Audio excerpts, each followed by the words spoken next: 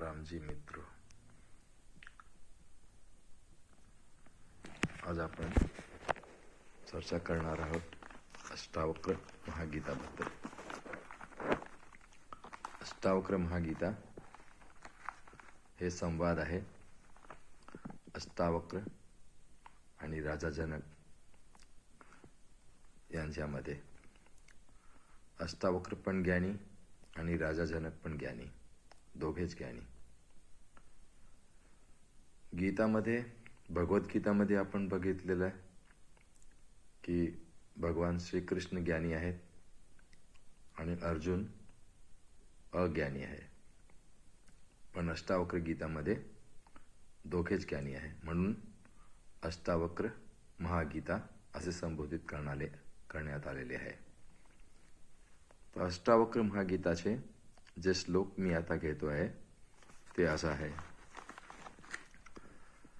श्रद्धत्सव तात श्रद्धत्सव नात्र मोहम कुरुत्वमो ज्ञानस्वरूपी भगवानात्मा तम प्रकृतेः परः.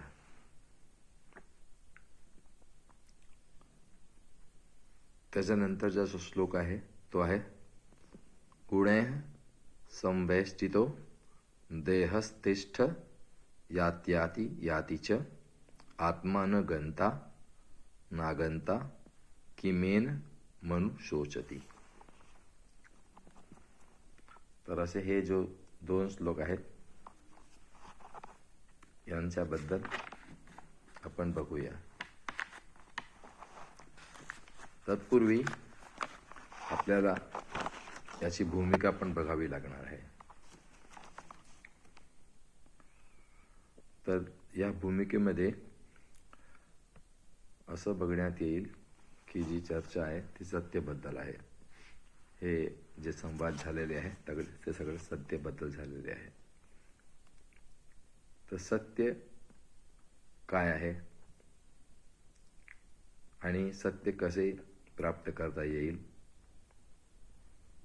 तर ते बघायला जर गेलं तर असं कळतं की सत्य सहज आहे, सहज.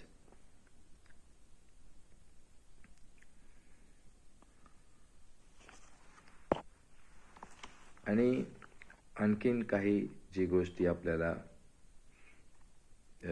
हे सूत्र घेण्या अगोदर समजायला पाहिजे ती अशी आहे की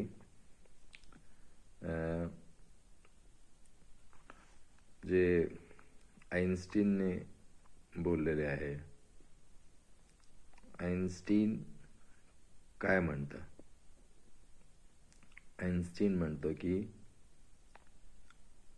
टाइम आणि जे अवकाश आहे ते एकच आहे.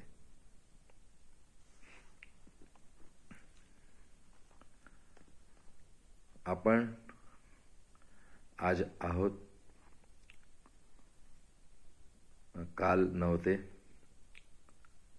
आणि उद्या परत नसणार. तर ही जी गोष्ट आहे ही आपल्याला माहीतच आहे आणि ही गोष्ट सत्याची एक घटना आहे.